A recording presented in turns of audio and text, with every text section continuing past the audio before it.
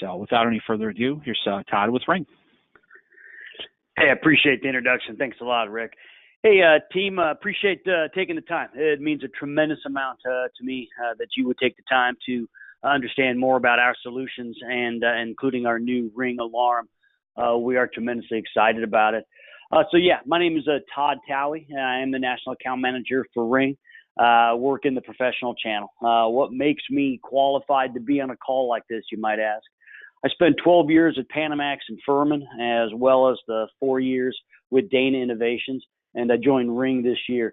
I am absolutely passionate about the CEDIA channel and working with integrators. And I think that's what Ring brought me on board, is to make sure that we are in alignment with what you guys are doing and accomplishing out in the field.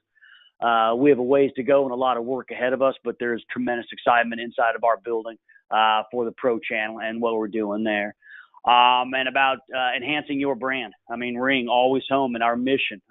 What sets us apart, quite frankly, is our absolute mission to reduce crime in neighborhoods.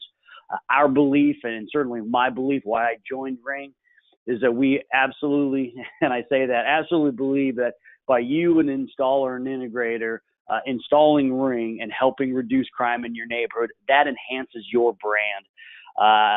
It does.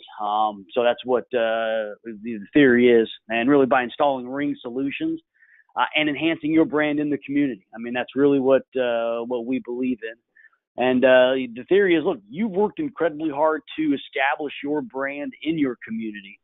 It is a powerful brand. And we think by installing Ring and the Ring experience, that enhances your brand, not only in your customer's home, but certainly and then in your community. If I were to ask all of you who does advertising, rarely a hand would ever go up. This is the type of stuff that we offer, an incredible way of advertising and promoting and getting referrals coming back your way. When a couple gets a perpetrator off their property, the feeling is not euphoric, certainly, because it's strange when you have to get a perpetrator off your property. But you, the integrator, by extension of installing Ring, get that good feeling of, wow, I'm really glad we decided to do it. And I thank that integrator, right? And so when you go back to talk about another job, whether it's outdoor audio or architectural speakers or whatever it might be, that you go back to that customer, you're more apt to land those roles based on the Ring experience, and we firmly believe that. Another part of that, enhancing your brand, lifetime protection. Lifetime purchase protection. If someone were to steal or come and rip the Ring doorbell or camera off the wall, we replace that at no charge. So here, you, the integrator, you install it, someone steals it, and they get it at no charge back. That, again, enhances your brand. So along with our mission of reducing crime, enhancing your brand is paramount to us as well. I'm going to do a real quick recap of the current existing offering of what we have at Ring, and then we'll jump into the alarm. I think many of you guys know it, but I just wanted to just kind of recap what we have. And we start with the Ring Video Doorbell 2, right? So that is offers two ways. You could hardwire it into an existing doorbell with 8 to 24 volts, right? Or you can have a battery-operated portion of it as well. But the highlights, as it reads on the screen, look, 1080p high-def video. Broward County in Florida, for example, and out in California, there's been police chiefs that have said, due to the clarity, the video and the clarity of the audio and video, we were able to capture the perpetrator. We're working with police departments all across the country to reduce crime. And because of the audio and the video, so that's the 1080p HD video, the two-way audio, you have a live view. Someone wants to just check what's going on their property, they're able to do that. Adjustable motion zones. Think of it this way. You have a baseball field. From the fence to the infield dirt, you're able to move it in and out, so that way you can capture the appropriate motion detection. If cars go by your street, you don't want that being a motion detector every time. You start to get too many motion detections, texts or notifications, and then the problem is then become diluted, and you're not apt to go check on it. Night vision. So someone were to come onto the property at night, we're able to capture their image as well. Weather resistant, and certainly in the Chicagoland area, both the heat and the cold weather, where we've got products that resist that. On the Wi-Fi, 2.4 gigahertz on the Wi-Fi connection, and again has the battery or the hardwired option. And this is why we see it in a lot of older homes. The wiring's not a possibility, or the existing doorbell is frayed and not working. You could put one on without the wiring, and that's where the battery solution comes into play. Again, here's what comes in the box. I'll just let you guys read that. I won't capture it all as due to time, but just to show you that. And the theory is when Jamie Siminoff invented Ring, he wants the ability to be able to install it. Never wants an integrator or a homeowner to install Ring and not have everything they need in the box to get the job done. So one of the things we're real proud of is that we include everything. So you'll never get to a job site and not have everything you need. The Ring Video Doorbell Pro. This is by far the dominant product in our channel. More and more integrators are using this as a solution for their homes and homes that they're installing, carrying it on their trucks. They're at a job site in which they are doing distributed audio with some architectural speakers. They notice that the doorbell is just a regular doorbell. Hey, have you ever thought about an audio video doorbell? Have you ever heard of Ring? Then we do a good job of marketing. That's one of our specialties. So then they say, yeah, I've heard about it. And then that then allows you to then have an add-on sale while you're in the house. But the Pro is by far the option that we see most in the Pro channel. It's a hardwired only option. So it's got the 16 to 24 volts is what's needed. All the same existing stuff, 1080p, two-way audio, live view, customized motion zones. So what that does is, and we'll get a little deeper into that in just a second, but that allows you not just in the baseball diamond to take it from the outfield to the infield and anywhere in between, but you're able then to enhance a specific area. So you're able to customize, which is a better way of doing it, customize motion zones. Same thing, night vision, weather resistant, 2.4, but for customers that are getting into the 5 gigahertz and around the country, and certainly in certain parts of Chicago and the Chicagoland area, we see definitely 5 gigahertz is becoming a little bit more and more common. So we support that, the 2.4 and the 5 gigahertz. Again, here's what's all in the box that you get as well. We've got the different color face plates as well to make that happen.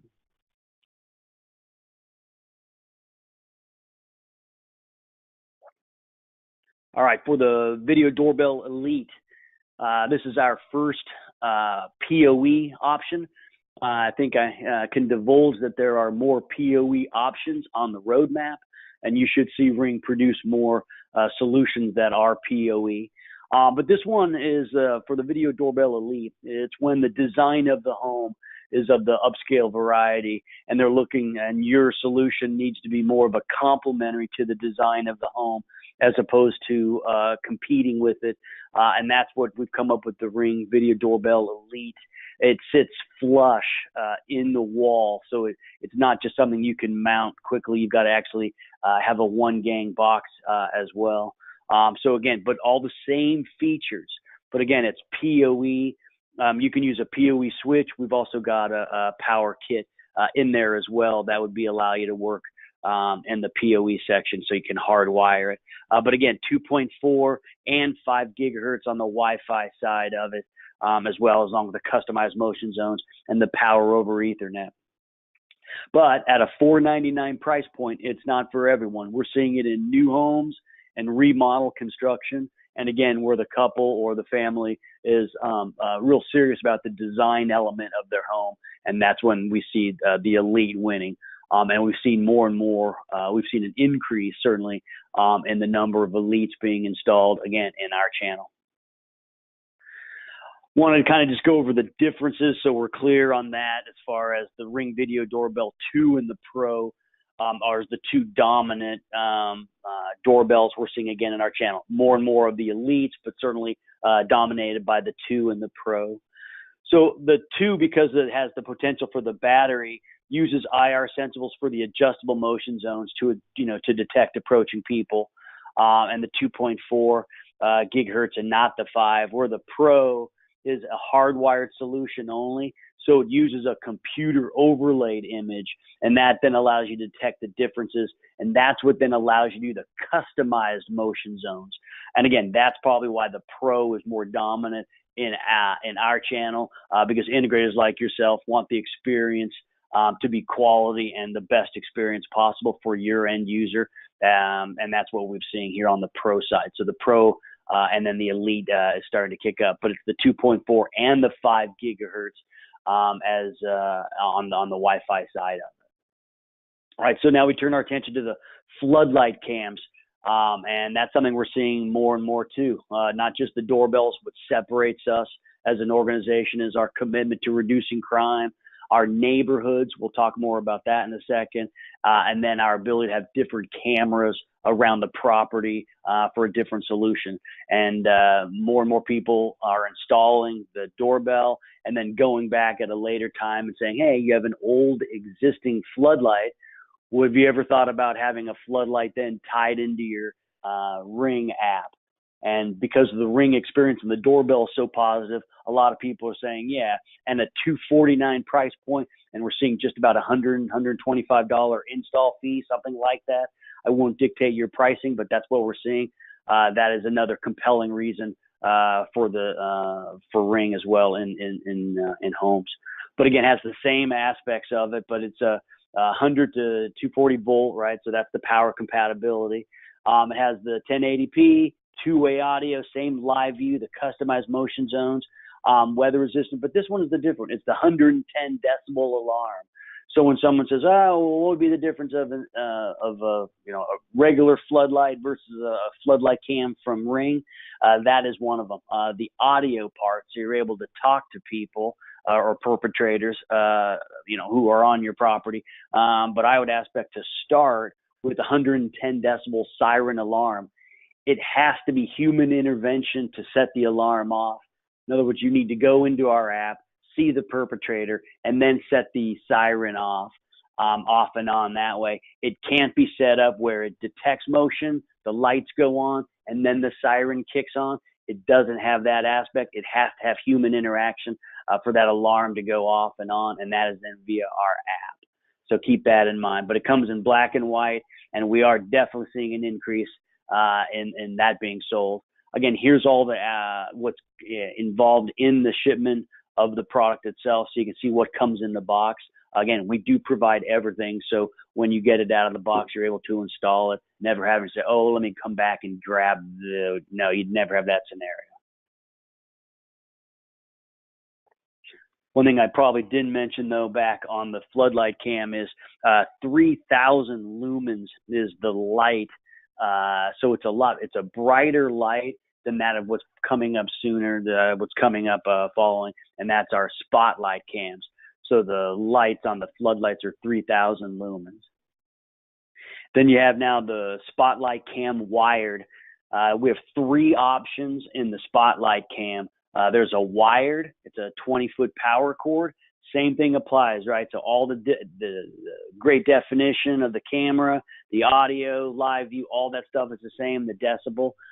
The wired has a 20-foot power cord and can be plugged into a regular outlet. Again, this has its place, and it does sell quite a bit. I know a lot of you guys are installing it as I've seen the numbers come across. So there's no, I'm not going to downplay the product, but it's a 20-foot power cord. And if you installed that in my house, the truth is my wife may turn to me and inquire who installed that, right? I would prefer you do a battery or the mounted solution, and we'll get into that in a second. But certainly, this wired solution has its place in black and white and motion detection as well. So the battery comes with one battery. You have an ability to add a second additional battery inside the camera itself to make it last longer. So you'll get that part of it. And that way you have no wiring. And then the app will get notified when the battery needs to be replaced. And then the other one is the Spotlight Cam mount.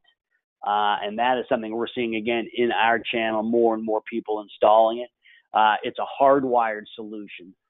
So that way, unlike the battery, you would have to go out and recharge that battery unless you did a solar option for the battery.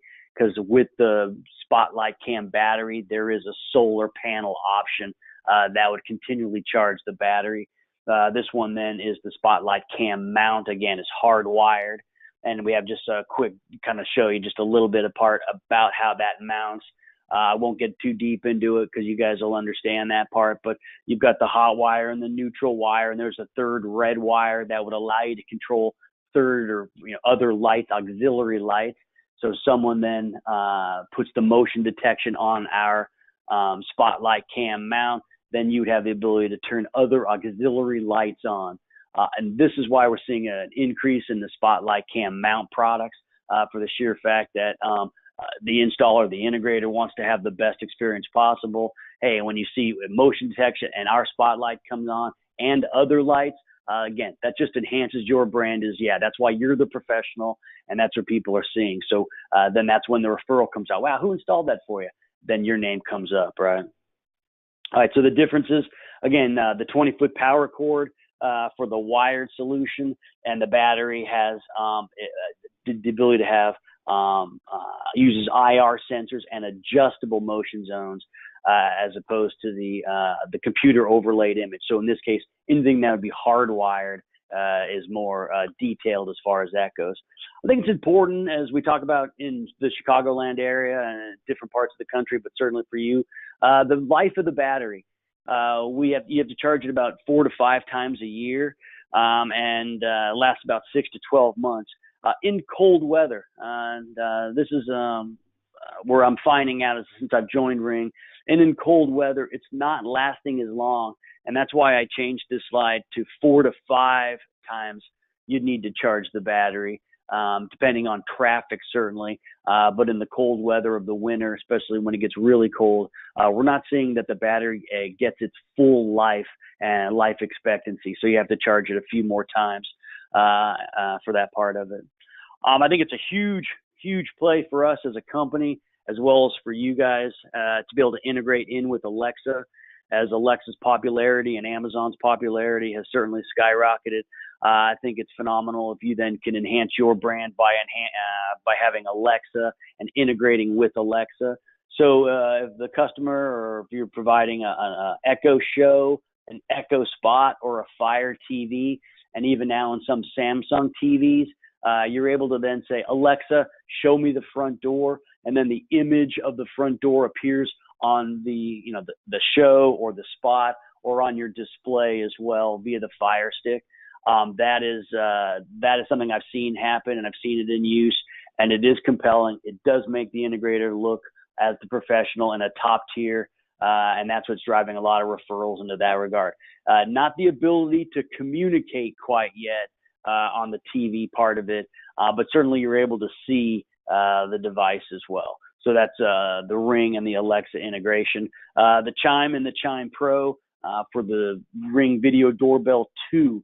We see a lot of chimes being integrated with that because then there's no wiring. You have the battery up front, and then you're able to put the chime in the house. Someone rings the doorbell, the chime goes off. And then the Ring Chime Pro. I'll take a second here just to highlight my thought on this. Look, the Chime Pro is great. It works in many different solutions. A lot of different integrators use it, and it has its place, right? But at this point, I'd also take a step back and say, look, there's other Wi-Fi enhancement plays, other companies out there that you should be, because we need great Wi-Fi to have a great experience. My hope is that you would be offering, more access points, stuff like that would then enhance the entire Wi-Fi of the home. So when the customer's out back and they're on their iPad, it's flying as well, and not just the Ring devices. But the reality is we offer the Chime Pro, and it does enhance. So if your router, your device is more than 30 feet from the router, use a Chime Pro. The Wi-Fi speeds. This is something that, again, that I think could help you sell and enhance your Ring sales throughout your community. And that is by understanding the Ring speeds and the upload speeds that are needed. So you can do a test at the door to see if their upload speed is good enough to be able to, to have a great experience. And we're looking for recommend 2 megabytes of upload speed for optimal performance. More the better, right? But that's something you can say, yeah, Ring, let me check it out. And that then may lead you to other Wi-Fi sales inside the house and selling more Wi-Fi, Ring, and other solutions that depend on Wi-Fi. All right, so the protection plans. Let me jump into this real quick as we have a few different protection plans. All right, so a per camera device. So you install one Ring Video Doorbell Pro. You can then get $30 a year or $3 a month. Most people are doing the $30 a year. And then that gives you 60-day recordings. So anytime within the last 60 days, you can go back and look at those recordings. You're gone for a week. You come back, you realize a bike is stolen or something's off your property. Hey, you can go back and check to see, hey, who was that perpetrator on the property? And then view that video and then share it with the police department and hopefully get the bike back or whatever it is. But that's the $30 per year, $3 per month per device.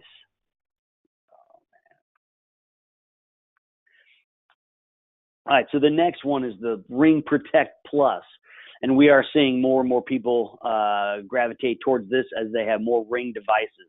So it makes sense if you have 4 or more Ring devices. If you have 3 devices, you could just do the 30, 30, and 30, and that only equals 90. You'd be saving $10, right, for the year. But if you have 4 or more devices, it makes sense, and that 4 or more is unlimited amount of devices on the property. So and that's $100 a year. It's unlimited cameras, the video reviews the same way, and the video sharing, all that with $100. So again, 4 or more, it makes sense to go to our Ring Protect Plus. All right, so that's really our current offering, right? I mean, that's where we just spend a lot of the time just focused on, hey, these are the doorbells, the floodlight cams, and the spotlight cams. Again, we're seeing doorbells. We own the doorbell. And we're seeing great success there. We're then also seeing improvement in the floodlights, and that's really over the garage is where we're seeing most of our success where integrators are installing. And then you have the spotlight cams on the sides and in the back. And depending on if they have a boat or if they've got other things in their back, we're seeing floodlights there as well for the brighter lumens and the lights.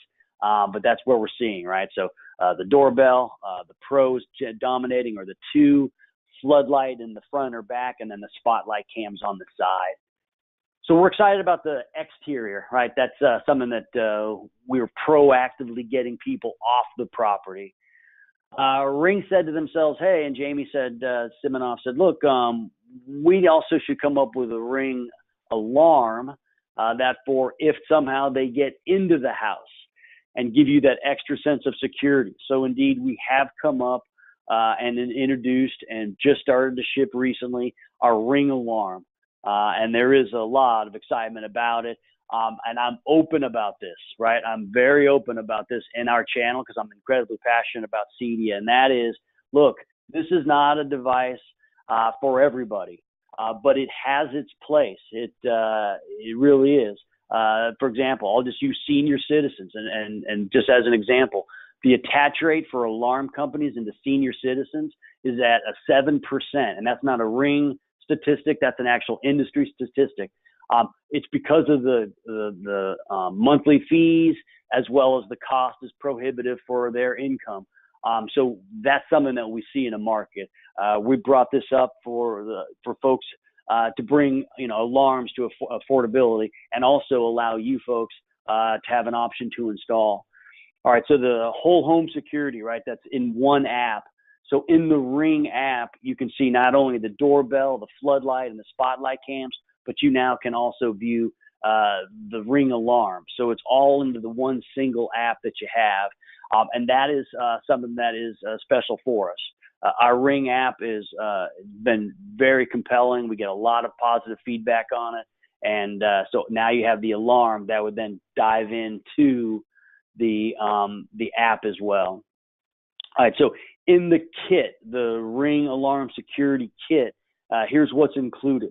So you'll get a base station, and we'll talk a little bit more. We'll talk more about that. A keypad, a motion detector, a contact sensor, a door and window contact sensor, and then a Z-Wave extender. Because the keypad, the motion detector, the contact sensors, and the range extenders are Z-Wave, and they're powered by Z-Wave, and not in the Wi-Fi or hardwired in to the landline.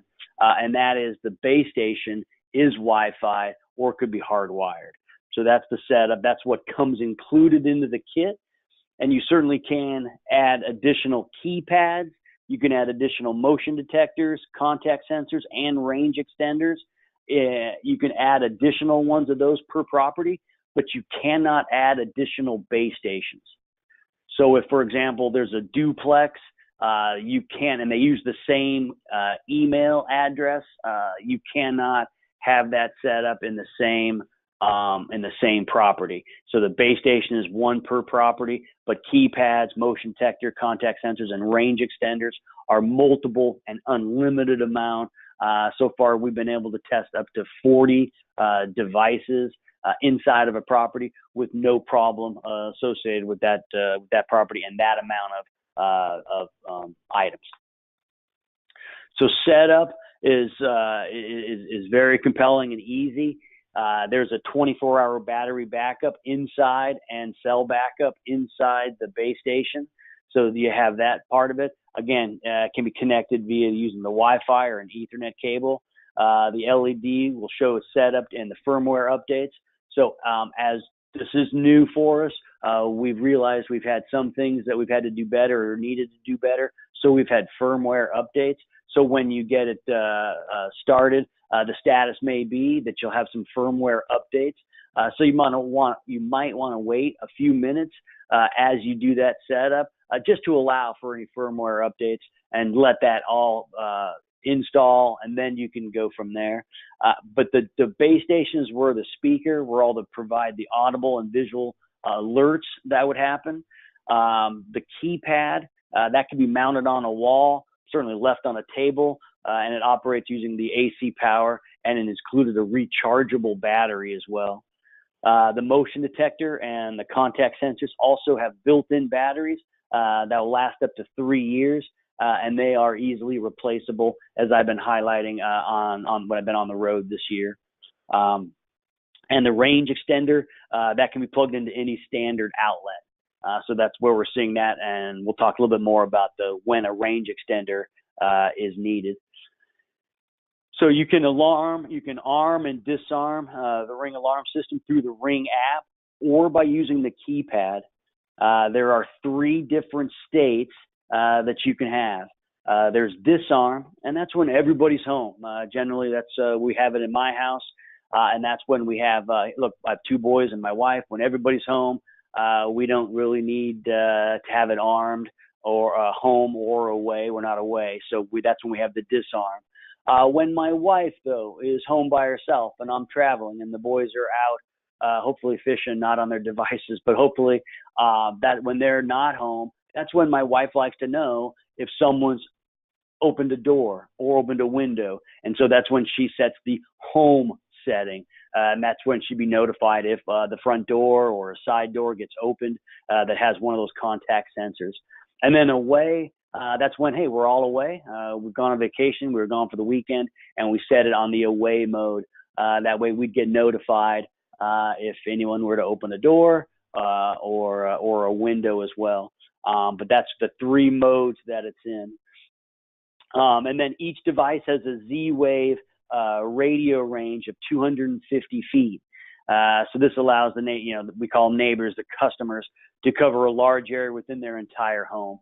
And then you could have these Z-Wave extenders should you need more than that 250 feet for that.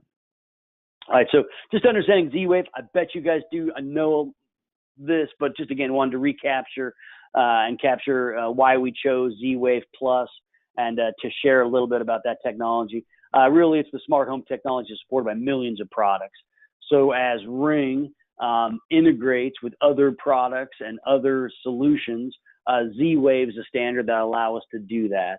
And I think that's something that we as a company, and again, I'm honest here, we need to do a better job of integrating our solutions in with other brands that you integrate. So when you offer a solution, an entire solution to the customer. We're a part of the many solutions that integrate really well together. And I think we are now beginning to see that and make it a concerted effort to make that happen. Smart home supported by millions of devices. You could add new devices using QR codes, and we're the first to do that. So Ring Alarm is the first. Wireless, it doesn't interfere with the Wi-Fi. As more and more solutions require bandwidth from the Wi-Fi, Z-Wave Plus does not. So it doesn't interfere with the Wi-Fi, and then makes for a better experience for the end user. Wouldn't want to add an alarm and then have you bogged down on your Wi-Fi. So that's something there. It operates on low power, right? Long battery life, so you don't have to be changing the batteries all the time. 3-year battery life for us. It allows devices within the network to talk to each other. It's a mesh network functionality, all that stuff I bet you guys know, but just want to capture that. Plugged in devices in your network become signal repeaters, and that's how the mesh network actually operates. So that makes it even stronger for that. All alarm products use the secure mesh technology. Z-Wave Plus is what we're highlighting there. So it's a Z-Wave Plus. Setup in the app is rather simple as well, and can help you guys then set up and get it done. Get in, get out, get paid sort of mentality. And then that is the Ring Alarm. You set up the base first. It asks for your location. The base is the first item to be set up. That's where you want to wait a few minutes, so in case there's any firmware updates. After the completion of the Wi-Fi setup, you'll have the option of setting up professional monitoring. We'll talk more about that in just a second. But connecting the remaining devices follows to select the device you wish to set up, right? So you're able to then, hey, which other device? It's going to be the motion detector, the window sensors, and all that stuff then gets into the system itself. And that way is how you're able to then, when the window's open, it then would monitor and signal the base. So that's the part. And then the Ring Alarm appears at the very top of the app. So that's where, because of its importance, we have the proactive approach of getting people off the property. But once they're in your house, that is the most important part. So that's why we have it at the top of the app. All right, so there is this piece of it, and this is where I want to take just a few moments here to kind of ensure that we understand all of this aspect of it for the 24/7 professional monitoring. So then we talked about the Protection Plus, and that's where you have the 4 and unlimited cameras. If you do that and the central monitoring, this comes all included with it for the $10 a month or $100 a year. And that is our 24/7 professional monitoring, that when you set up the Ring Alarm, you have a phone number that you provide, and then you have a verbal password. If someone were to enter and their ring were to be set off, the central monitoring would hear that and would call the phone number you've provided. From there, you would give the passcode. If you could not do that or did not do that, that's when they would notify the local police department. And there are permits at times in different parts of the country that are required that you have permits set up. And when you set up the Ring Alarm, it will notify you whether you need a permit in your location or not. So we identify the area where you're out of, and then we determine, hey, do you need that permit? And a lot of times in the Chicagoland area, you do need that permit, and that would be incumbent upon the end user, the customer, to establish that permit. We work with you to give you all the stuff that's needed for the permit and understanding of that, but that's when it's all in the setup. That happens in the setup when you're able to determine whether you need the permit for false alarms and understanding that what the local municipality code is. So you have the home security, right? So the benefits of the Ring Alarm, right? So home security, it's simple and affordable, right? So no long-term contracts. And I just would take a second on the part of it where people are, when I say it has its place, but it's not for everybody and for every situation and home and for alarm dealers. certainly can see this, as an enhancement, but they can also view it as something that detracts from their business. What we try and establish is, look, now I mentioned the senior citizens earlier in the attach rate.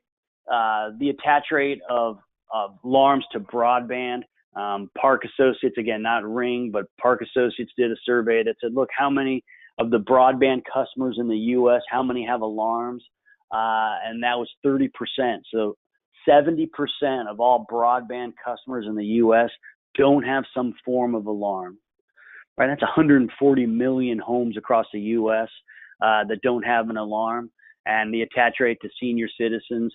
And this is the option, in my belief, if you're an alarm dealer, that says, look, how many jobs do you quote that you don't get the job because of whether it's a contract or the expense or the monthly fee, and you've walked away with no job on the alarm side?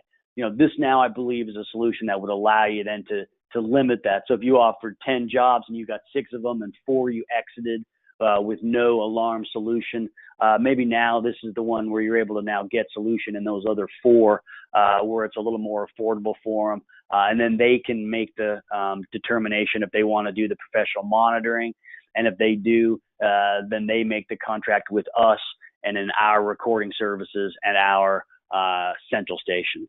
But it's the all-in-one app experience we have, and that's what makes Ring so compelling. And again, when I travel across the U.S., people pull me aside all the time. Oh, I love your product. I love your brand.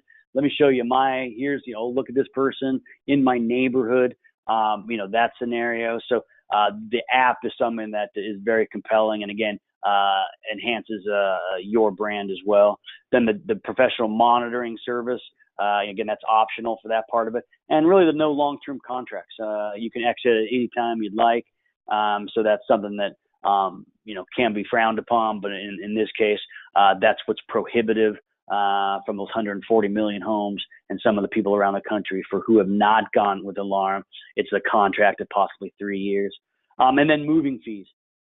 Should they move or they can take it without any moving fees. And that's, again, another compelling reason why the Ring device, a Ring alarm, is compelling. So the price of the kit is $199, and that got you the base station, right? Got you the base station, the keypad, the motion detector, the door and window sensor, and the Z-Wave extender. You can add additional, so the keypad, just as these are suggested retail prices, and same as the $199. So the keypads are $50 a piece, and the sensors are $20 or $40 for a 2-pack. And then we do $30 for the motion detectors, and then $25 each for the repeaters or the range extenders. So you can add that to a job, to a proposal, and add additional, windows and doors that would be monitored as well as a part of the solution. But in the kit, you get one of each. Z-Wave, right? It's the wireless radio frequency technology. It's the one that most companies are using inside homes these days. The 25 feet, 250 feet transmission range. And then how difficult is it to set up? It's simple to download. It's simple to set up. And again, part of our app to highlight the battery life, to make sure that we're dialed in on the battery life. There's a 24 for the base station. There's a 24-hour battery backup, and it's normally powered by the AC plug. The keypad by an AC adapter as well, and then includes a rechargeable battery. The contact sensor and the motion detector, those are 3-volt lithium batteries with a 3-year lifespan, and they are replaceable as well. The range extender, AC just plugs into a regular AC outlet as well, and then has a 24-hour battery backup that's included in that too. So that is what the new Ring alarm. Let me open it up. If you guys have questions or written them down, let me know. But like I said, the Ring alarm is something we are excited about. We believe it has its place. And there are opportunities for that.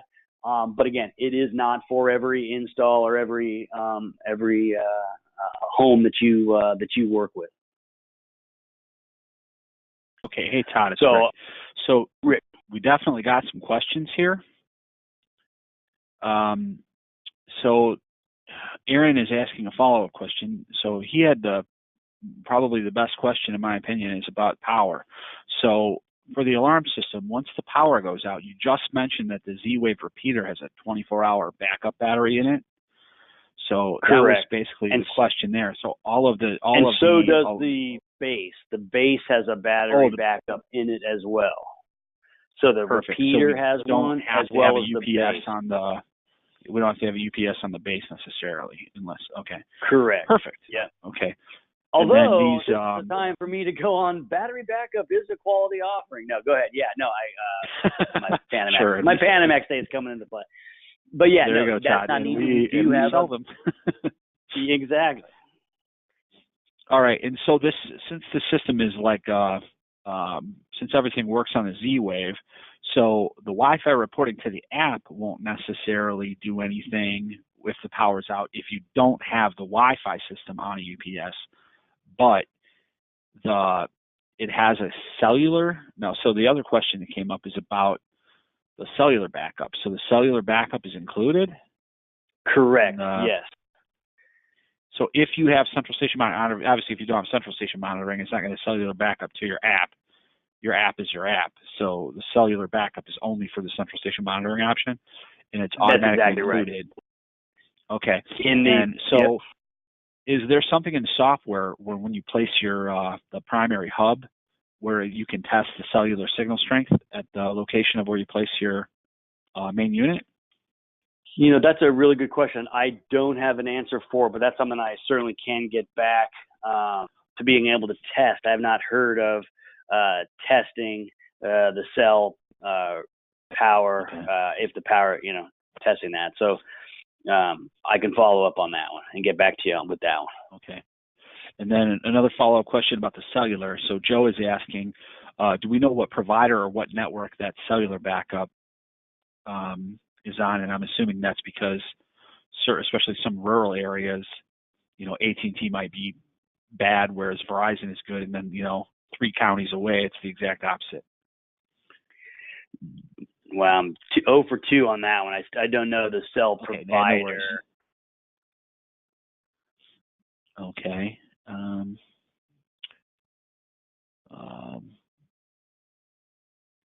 Mike is asking questions about the motion sensors. Are they pet immune, or can we adjust them in some way for families that have dogs and cats? Similar to, like your traditional Nortec or whatever brand. Yeah, they not are adjustable, but we suggest putting them 5 feet or higher as far as to being able to avoid the pet aspect of it. But yeah, 5 feet or higher is our solution, our answer today.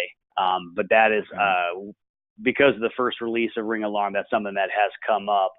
Right now, the answer is, again, putting them higher up so the cats and dogs don't set the motion, but we don't have a pet adjustable motion for the motion detectors. Okay. Well, but I believe that's something that we would be looking at. Fantastic. Okay. So one more question from Joe following up on the cellular question. Is the cellular communication, is it an embedded chip, or is there a replaceable SIM card for neighborhoods where you absolutely can't use one provider and you need to go to another provider? Is it as a SIM Today card it's an embedded chip. Today it's an embedded chip, perfect. but not that we have. But I don't know if that's on the roadmap to address for future releases. Okay. So, all right, we've addressed the power question. We've addressed the cellular question as best we can. Okay. Mike asks, are there any options for monitoring elsewhere if a customer, say, they already have like a main alarm system in their primary home and they just want to add like a Ring system in their lake home and they want to use the same monitoring system for both? Well, first of all, I love that question because it's how I would love to be able to say yes, because as the pro channel, that makes entirely a lot of sense for integrators. But no, unfortunately not. It's our 24-hour, it's our central monitoring, and we don't incorporate others currently today.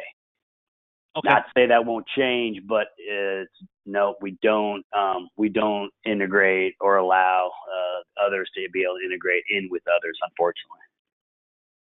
Well, it sounds like the opportunity there is to sell 3 or more either door stations and or cameras to get them up to the $100 a year where it's paid for anyway. Okay. Correct, and then they can then opt in to the central station piece of it. Absolutely. Okay. All right. But and that is look, as I say, I'm absolutely open of how I approach things, and I wish that were something that we did offer the ability to have, reoccurring revenue for the integrator. That margin pays the bills. I'm not, I understand that completely, and we don't give the opportunity on that as of today. I hope at times we may look as an organization how we can change that, but currently our offering is we as Ring take that monitoring piece. Okay. Yeah, and Mike's follow-up question is that in his particular case, they're aligned with the central station. They have their own central station, so they use that for their RMR. So, and then your follow-up question, Mike, about the second keypad. So Todd addressed that. We've got the secondary keypads in stock, and they just link to the system through the Z-Wave. So there's no wire to pull. Everything's wireless. Okay. Correct. Let me see.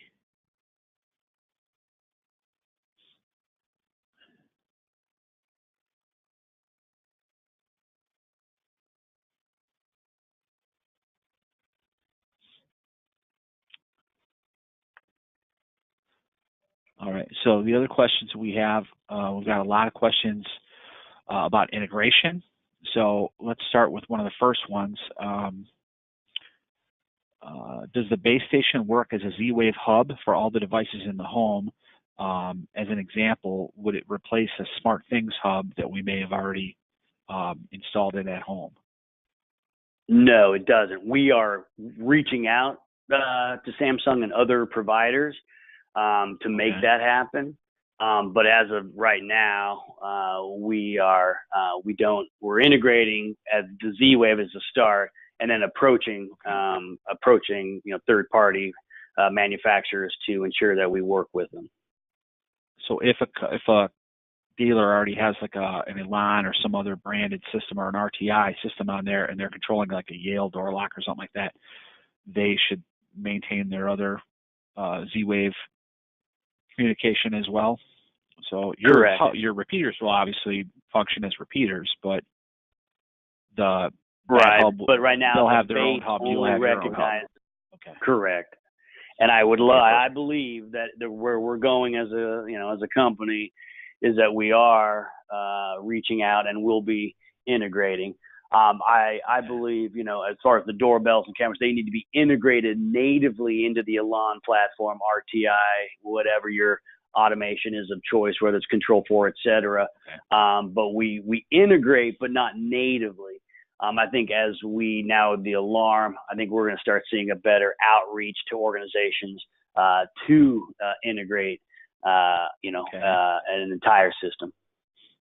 That's some of the next questions here are about integrating with third-party products. Can the status of devices be leveraged, or can we integrate the lighting to add a scheduled event in a third-party controller? Like, say, if the Spotlight Cam picks up a motion event, can we have it trigger something through an Elan or an RTI, et cetera?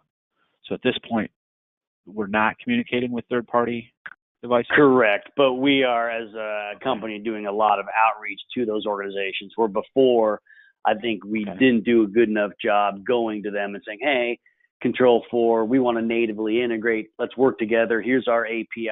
Here's our open source.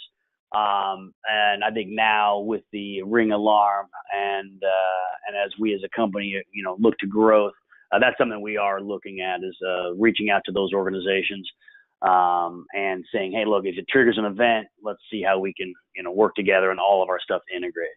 But today, we haven't done. We have work to do in that regard. Okay. And then a follow-up question on that topic. So a competing product that we offer here at AllNet has like SIP protocol and then ONVIF protocol.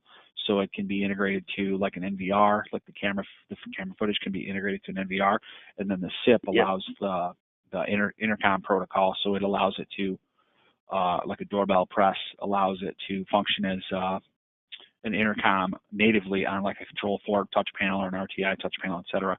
Is that something that is on the roadmap or not yet? Not yet. I think as we look to grow into this channel, that may be something that we look to for ONVIF and certainly NVR and DVR type recordings.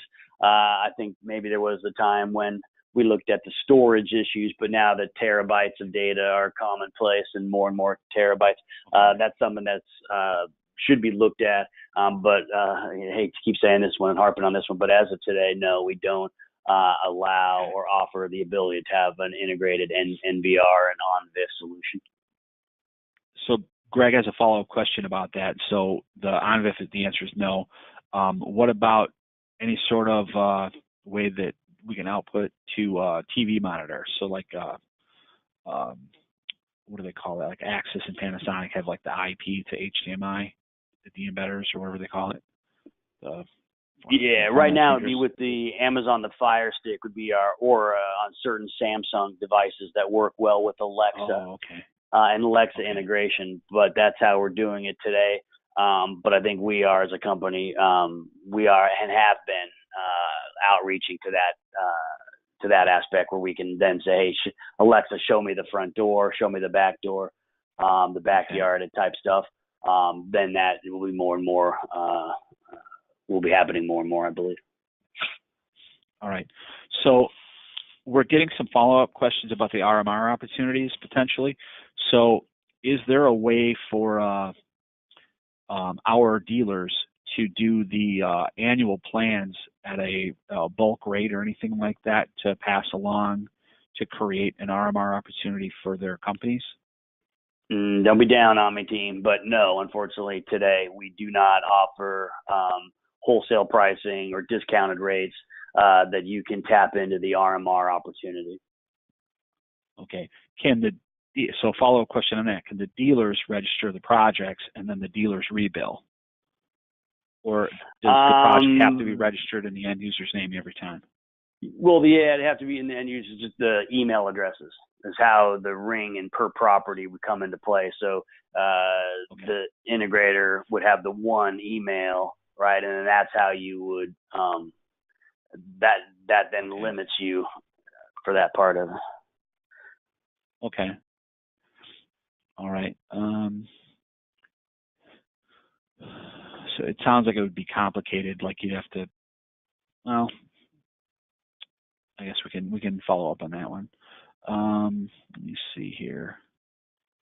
Is there any other direct RMR opportunity, like where, I don't know if so Todd, you've been around the industry for a while. You remember like Dish Network and DirecTV and alarm companies back in the day used to be able to get like residual checks in the mail. Is there something like anything like that in the roadmap for like elite dealers or like ring dealers that hit a certain level or something like that? Yeah, no, there's not, but there is compelling reasons to go in that direction. And I know that as we as an organization look to grow in the professional channel and look at our revenue stream and from retail and from this channel, while it's today, the answer is no. I mean, I don't believe that. I believe that can be something we are as an organization looking at. I wouldn't want to speak out of turn, but I think that as we grow into this channel and develop our strategy in this channel, that could be something that comes into play where we do offer a differentiator between the retail side and the professional side. But I'd be talking out of turn if I said something's on the roadmap or provided that. But I personally would like to see something like that happen, and that would make the commitment from integrators to our brand more powerful. I believe that the integrators' brand in their community is incredibly powerful and would bring us customers that today we are not reaching So that, that's my personal philosophy. And I would like to see us make direction there, but but right now that, I would be out of turn if I said that's coming or being looked at, for an offering, right around the corner. Well, I think it's like some of the feedback that popped up here is that the rebilling option, like the ability to purchase on behalf of the client and then bill the client. So some of our dealers are doing the similar thing with like their Wi-Fi management or something like that. Like they'll take ownership of the network and remotely monitor it, and then charge an RMR fee for that, and then they would probably just want to swing this right into it. So Tom is asking questions about future sensors, environmental sensors such as fire, smoke, water, carbon monoxide, etc. Anything like that on the roadmap? Those are coming. I didn't bring those up today because they're actually on our website and you could see them, but we don't have a release date. But that is something. Carbon monoxide certainly, and smoke detectors are due out. I think we'll have probably an announcement at CEDIA, but if not at CEDIA, at the first quarter time frame, those will be available as well.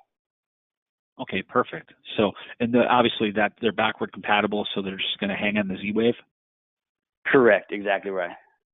Okay, all right. And then Tom asked a follow-up question. Any panic fob options for the Z-Wave that would be compatible with this?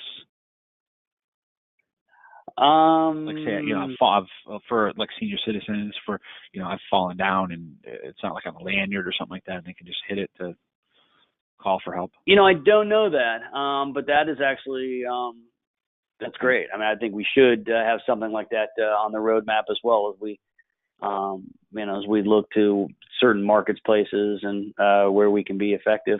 I like the idea myself. I don't know of anything, but that's something I certainly will bring back as I write the report of, hey, what are some of the things we need to do and add, and areas in which we are underserved. That might be one of them, certainly. Well, as I'm sitting here in the training room in Troy, Michigan, I've got the Ring alarm in my hands, and I'm looking at the keypad, and there is a call for emergency services. There's the 3 buttons right on the keypad. So, I mean, I guess we could sell them a keypad to sit next to, like on the bedside, because they're completely wireless. So we could have one sitting next to their, primary easy chair or their bedside, but we don't have something they could walk around with at this point. Correct. And so that's why we certainly could sell them extra wireless keypads. Part of it. Yeah. No, that we could. But there are limitations to having that. If they were to fall or something, they wouldn't be able to. So yeah, that's great point out and great call out there, Rick. But that's an option for a certain specific area.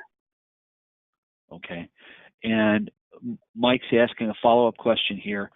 The AC power cable on the Spotlight wired cam, he's like, it would be helpful if we could easily remove and reattach the AC power cable for Ring Spotlight wired cam so we can fish the wire.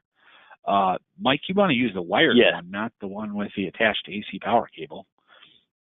To his point, though, I do see that. So you can drill a smaller hole. Currently, first, that's a great call out. And what I've seen is it's like on just a detachable, so that way you wouldn't have to drill a hole that would fit the actual, 3-prong plug itself. If you could then detach that, drill a smaller hole, put it through, and then reattach it. That would make for custom install jobs a lot easier. I've got that, and I'm putting that in. I've had that on my list of things. Some things we need to do to our products to improve, and that certainly is one of them. Okay. Oh yeah, so Mike says some locations already have AC outlets. Yeah, so especially up here in the Midwest, no one likes to get up on ladders in the wintertime and hang their holiday lights. So they'll go out and they'll have these AC outlets under the eaves. So yeah, you know what, Mike? I mean, I'm a former installer as well. At that point, we just chop it off and just go to Ace Hardware and buy a new Leviton end and put a new end on, and then you can fish it, and then you can just put the new end on. So Aaron's got a question. Is Ring allowed to be sold into government projects? Any restriction that you may certainly have heard of about this? No, they're not. We have a government team that I don't know much about, but certainly they are. So it would certainly be allowed. I'm not sure if we have like a GSA pricing that would go through AllNet type scenario. But I do know that we do sell into the government and government opportunities. As you get higher up into the government and the recording services, that may be something that we'd have to take a look at to meet their standards, as it were. But yeah, we do sell into the government, and we can, if you wanted to reach out to me, I can have you, connect you. But I'm just not sure if we have something going through AllNet, so I wouldn't want to talk too much about that. Yeah, and Aaron brings up a point. I don't want to speak too much about this, Aaron, but there are a couple of manufacturers that are that come from Asia that have some back affiliation with the government or something like that are now banned, and their products are not allowed to be used on certain government facilities. So this is a Yep, I'm familiar with some of those identified organizations, but yeah, it's going around in the trade, a lot of the trade magazines right now. It's kind of a big topic of discussion, but it doesn't impact us too much on Resi, but some of our commercial projects it could. All right, let me keep popping up here.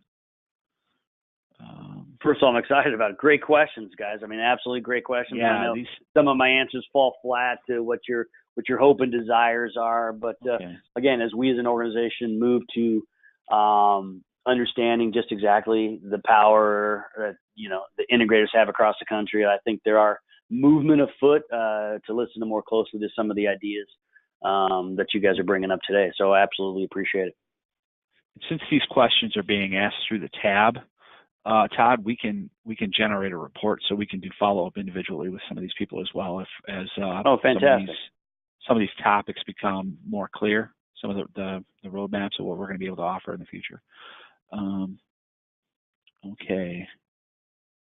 Ron, I think he's making a statement. I don't know if this is a question or not. Ring motion detector sensitivity control can be found in the device profile menu of the Ring app or web portal. That might have been during the presentation. The Ring app is where you're able to motion detector sensitive. Okay, perfect. Speaking of the app, so another question that came through on a text. So one of my dealers texted me on my phone.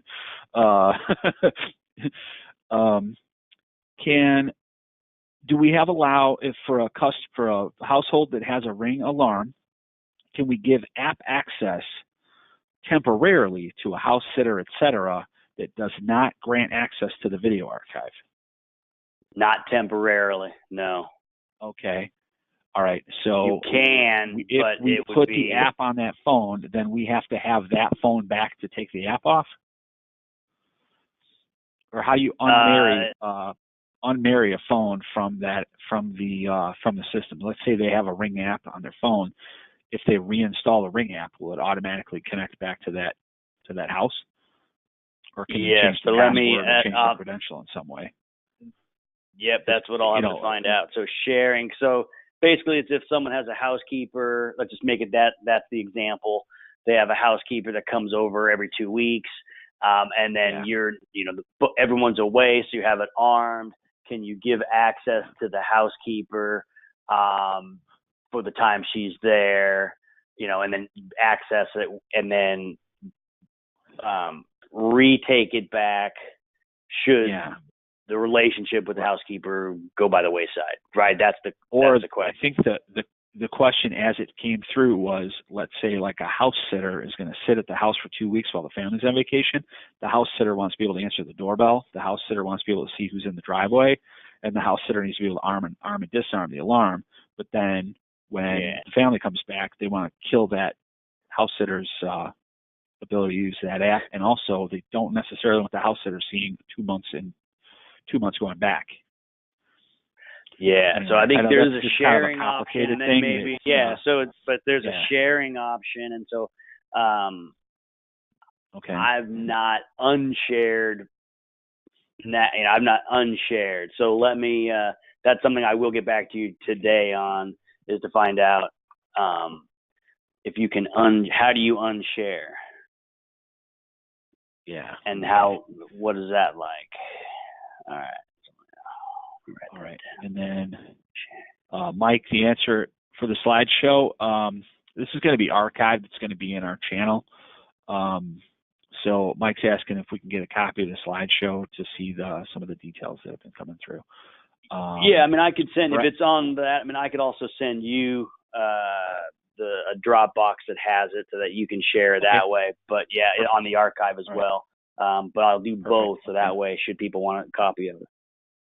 Sure. And everyone just reach out to me. Hopefully you got my invite, so you still have my email address. Shoot me a quick email, and I'm happy to share the slide deck if you'd like it. All right, we're going to pop back up here. Yeah, so Larry was also asking about so as so I'm Larry, looking, feel free to shoot me an email.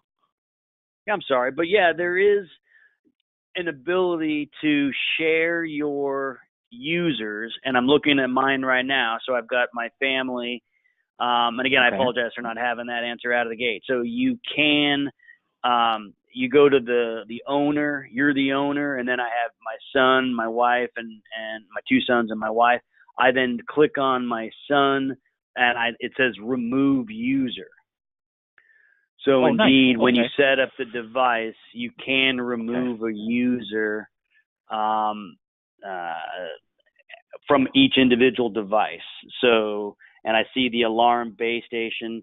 I've got my spotlight cam. So for the spotlight cam, it has, I can unclick that, and then I can even remove the actual user itself. So that's if you gave your house sitter, he downloaded the app, you then can share your devices with that person. And then when it's over, you then can remove that user all from within the app. So there's, in the app itself, you click on the device.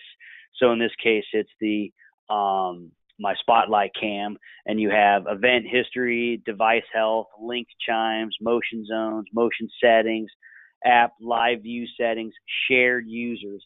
And that's then you click on the shared user part, and then remove or add people from there. Okay. And did you say you could remove or add individual devices from that access as well?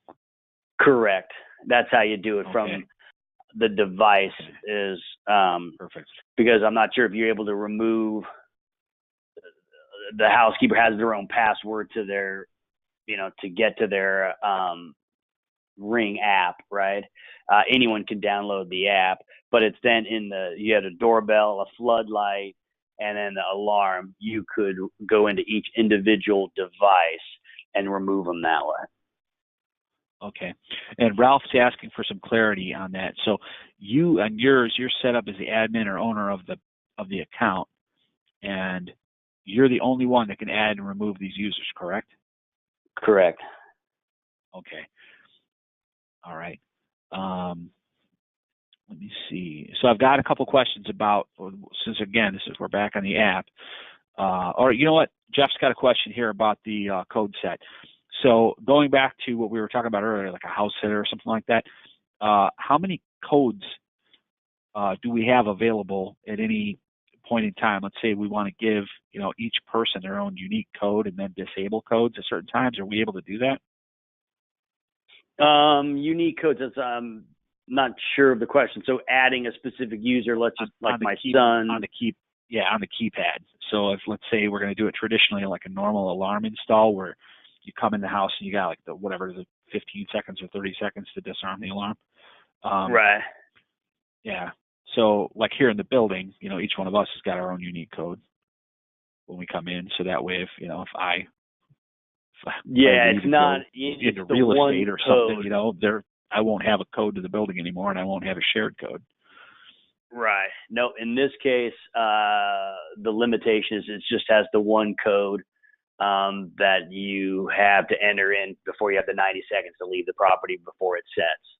We don't have the ability to have multiple, like your son has one code, your somebody else has another code. It's one code for the keypad. Okay. All right. Perfect. So Mike's got some questions here about the cams. So on the spotlight cam, floodlight cam, etc., can we make the audio recording user selectable so that we can monitor, maybe monitor what's coming and going, but not necessarily record everything every time? And it's they're talking about like privacy concerns for certain homeowners or certain potential clients. No. So once this sets the motion off, the camera and the audio captures that part of it. Okay. Captures for the next minute or 30 seconds. Okay. Yeah. But okay. It does. And then the next question is there any way to override the light sensor in the floodlight or spotlight cam? Like, say, his perfect example is we're entertaining in the backyard, like there's a campfire or whatever. We don't necessarily want the light coming on and off as people are, getting up to grab another beverage or throw another log on the fire or whatever. Yes, you can disarm the motion detection. Okay. And Mike, I love that you're asking the campfire scenario. Mike says his campfire scenario literally happened last weekend. It's happening at my house on Saturday. Mike, come on over. Okay. Yeah, so you have the ability to snooze motion alerts. So you have 15 minutes, 30 minutes, 1 hour, or 2 hours. So if you snooze it for that amount of time, that wouldn't trigger during a great call of a campfire. Boy, it does sound good. And that's right in the app? So it's pretty easy Correct. to find? Yep. All right. And that is open it up, you go to the device itself, and then there's, event history, health device, line tips, and then there's motion snooze and motion settings right next to each other. But for that snooze portion, it's right there as well. Oh, okay. So Mike said that he's tried that in the past and it snoozed the motion alerts, but not the lights. So the lights still come on and off. It just doesn't ring his phone anymore.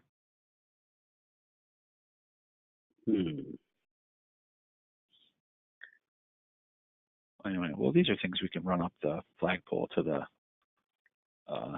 engineers. I mean, software is always a moving target.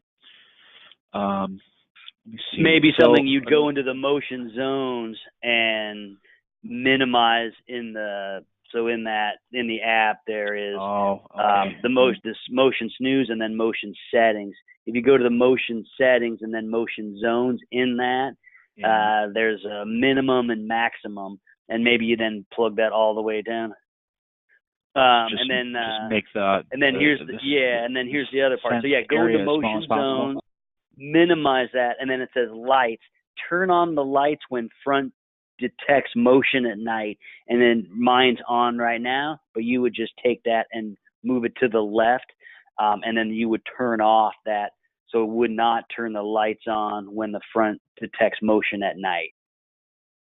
Okay. And that's done in the motion zones, and you can set it there. Mike said he's going to try it tonight. So, Mike, if you want, shoot me an email. Let me know how that goes. I'm curious about this one now myself.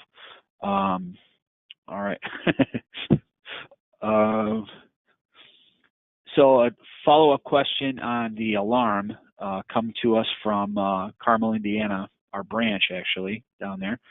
Can the end user look back and see the times that the system has been armed and disarmed on any sort of a report or through any sort of a mechanism on the app? Let's say, like, how you do recording history. Can you also do history of motion events or arm disarm events on the alarm product? I don't believe so. To see when it was alarmed or disarmed. Just when an event happens, you'd be able to see that. And that then, it'll tell you the event, the date, and the time that it happened. Now, can you define what would be an event? Like just like an alarm trigger? Correct. Okay. But so not if someone at comes 7 in a.m. and you set it away, or it doesn't tell you, it doesn't capture the times you disarmed the three different options you have. There's disarmed, home, and away. It doesn't capture the three. So you're at disarmed right now. It's, let's call it 10 a.m. Pacific Standard, and at 10 a.m., 10:01, you put it to away. It doesn't capture that, only in an event, whether it dissenses motion or the alarm goes off. So you can't tell whether your house sitter spent 45 minutes watering the plants and it's dusting, or they were there for 3 hours like they told you they were? No, well, it would notify you though when you go from one to another. So like if you're at disarmed right now, and then you were to change it to away, you would get notification now that on the app. Now you're in away mode. You've just you've changed it. The change has happened, and now your ring alarm is at away setting. But that's just a real-time notification. It's not necessarily an archive. It doesn't have a list of those state changes? Correct. Oh, okay. Well, I guess that's usable. Perfect. All right. So Mike's asking a clarifying question on the Z-Wave. Does there need to be an existing Z-Wave network, or does it create its own for the system? Mike, I think he said it creates its own. Correct, it does. Okay. And it doesn't interfere. If anything, it's just going to mesh in with one that's already there. If you got a SmartThings or an RTI or whatever, correct? Exactly right. It's the same Z-Wave plus technology. So if there's others, it just doesn't connect to our base. Okay. And then we've got some questions about the dealer network. So is there a dealer channel or a specific dealer support line so that Ring Support knows they've got an authorized Ring dealer on the phone and not a DIY person? We do. Let's see.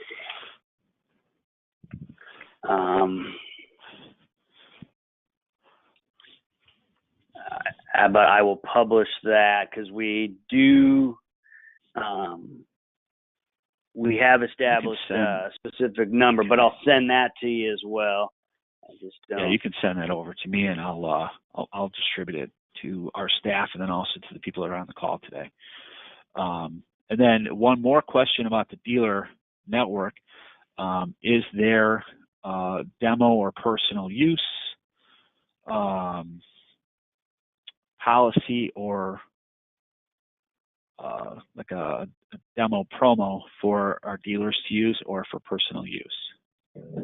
Not today, but that's something I think that when you have something, there's no bigger testimonial than saying, hey, this is what I use. And my philosophy is in my previous life is that you tend to talk on the balls of your feet when you have something and you like it. So while today we don't have something for an industry accommodation, that's something that I believe we'll be looking at real closely to see if there is a way to get industry accommodations to integrate it so that they can use it, test it, try it themselves, and once they like it, the testimonial comes across. That's my personal belief. Again, today we don't, but that's something we as a company should be looking at closely. Perfect. Okay, and then speaking of the Ring Pros, Ralph has a question. I think Ralph is already off the call, though. Is there a lead network similar to what we've got with some of our competing products, where there's a list of preferred Ring Pros in an area, and then when leads come in from an area, so maybe a customer either bought a product or they're interested in buying a product, leads come out, are generated and distributed to the dealers that said that they would be interested in receiving those leads? Yeah, we don't have a certified, integrator program that identifies when someone goes to ring.com and wants to buy the Pro, Okay. an integrator in the area, put in your zip code and it identifies. That's something we do not have. Okay. Okay, I think we finally got to the end of this question. We went over a lot today. Well, but speaks volumes to how seriously you, the integrators on this call, have looked at our organization, and they obviously see it. There's opportunities that we as an organization without question, need to improve. That's why I believe I joined the organization. Is we are serious about this channel more so than we've ever been, and we do need to make some changes. Not wholesale changes by any stretch, but changes that would make the integrator more committed to our brand and to show that we are committed to this channel. The reoccurring revenue piece, while that's not on the roadmap, I get that, and that makes total sense. That just tells me you are dialed into your business and understand the channel and understand how you make your money. So I absolutely appreciate the time and effort that the integrators and Rick and AllNet does for us. Just so you hear from me, you're one of our best partners across the country, and couldn't be more excited about what they're doing for us and the changes they've made. We firmly believe in it and are committed to them, and hopefully you'll see our commitment to the channel as we continue to grow. Todd, we've got a couple more that popped up here. So Ralph is on the call. I thought he popped off, but he's there. He said sensitivity for setting motion on a Ring Original or Ring Gen 2. So he said, I've been using the Ring Original for 2 years. The minimal area for motion detector has been set. If it's a bright day, motion is picked up from moving vehicles on the street at 20 or 30 feet away. It sounds like it's, even though he's I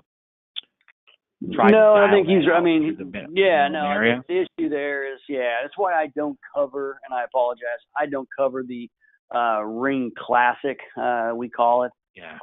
That is because of some of just that very reason. It is an effective product, has its place, but those are some of the limitations with the adjustable motion zones and the lesser quality on the video side, 720 versus 1080. And then that is some of the issues with the product itself, and why the Ring Video Doorbell 2 and the Pro are more entrenched in this channel. So the 2 and the Pro have got better motion sensors in them, and the Ring Classic is correct. Kind of it's a known hiccup. Okay. All right. One more question. The Elite. And I apologize. We sell a ton of Elites. I should know this myself. You just went through this on the slide deck. Is there a PoE power supply, a PoE injector in that Elite kit, or do we need to add that? Correct. Nope, PoE. It comes included in the kit itself, the power kit. Okay. A lot of other guys are doing PoE switches and things of that nature, but if, again, back to Jamie Simonoff's mission and his belief that everything needs to be included in the box.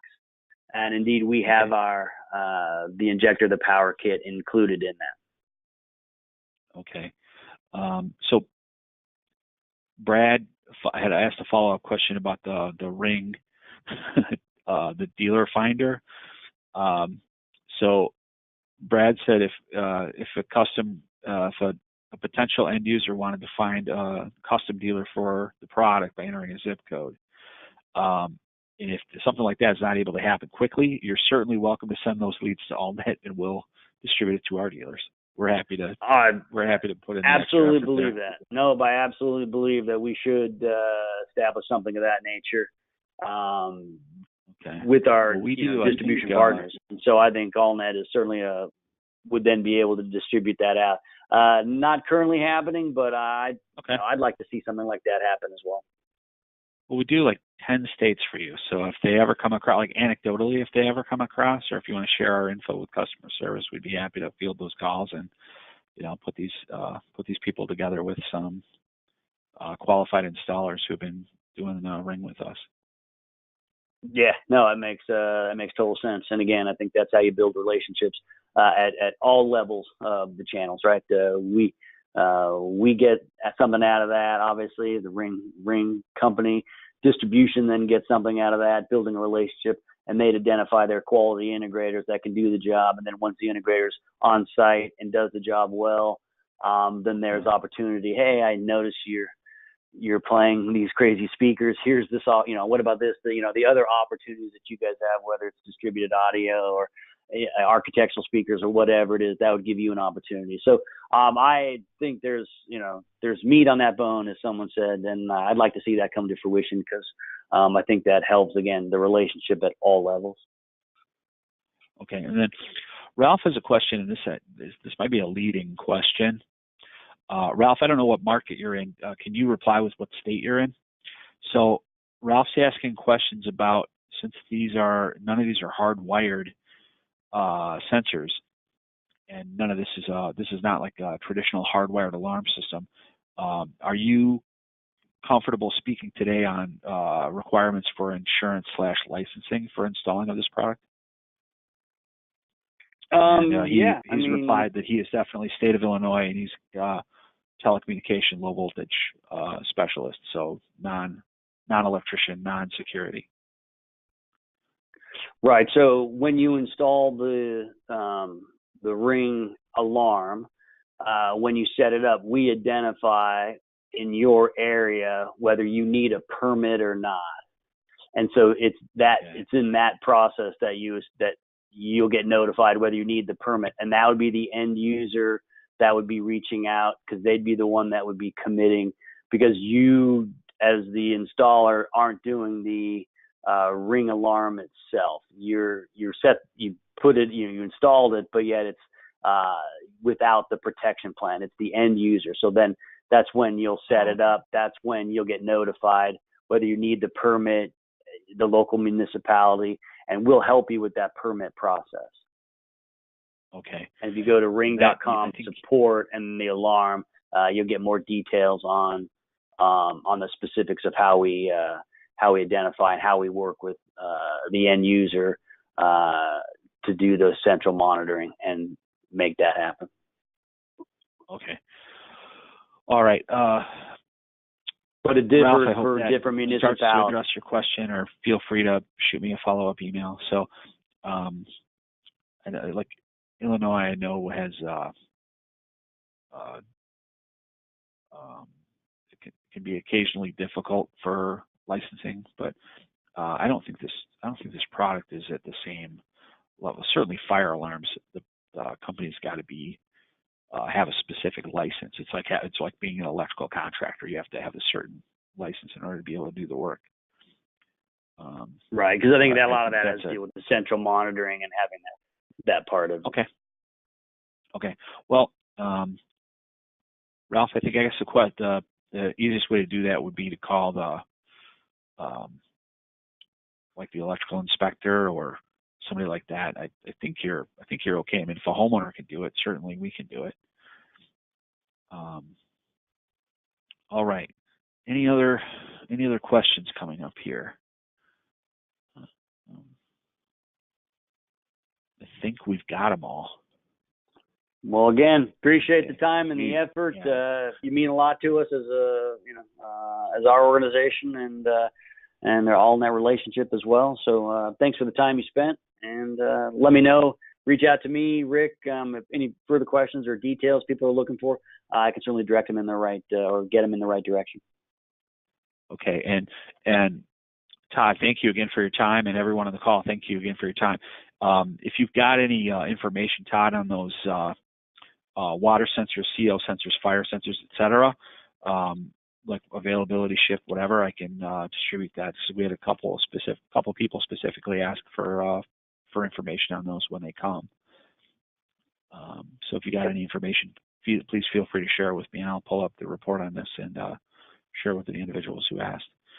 Okay, I think we're good. I think we've gone through all the questions. If anyone has any other questions really quickly, please feel free to ask them in the questions box. Ralph, thank you for the comment. Ralph says, good presentation. So he's happy. Thank you. With the presentation Perfect. today. We always love that feedback. All right, everyone. We do. Thank you again for the time today. We're going to go ahead and end the recording now. So in future weeks, we've got some cool presentations. So we've got Sony's going to come on board and talk about the Pro Mode, how to set up their TVs so that they always stay on and they're always available to communicate to your control systems. So thanks for participating in the AllNet webinar series, and we've got some good content coming up for you in the future. So thank you again, Todd, and thank you again, everyone, for joining us today. Thank you.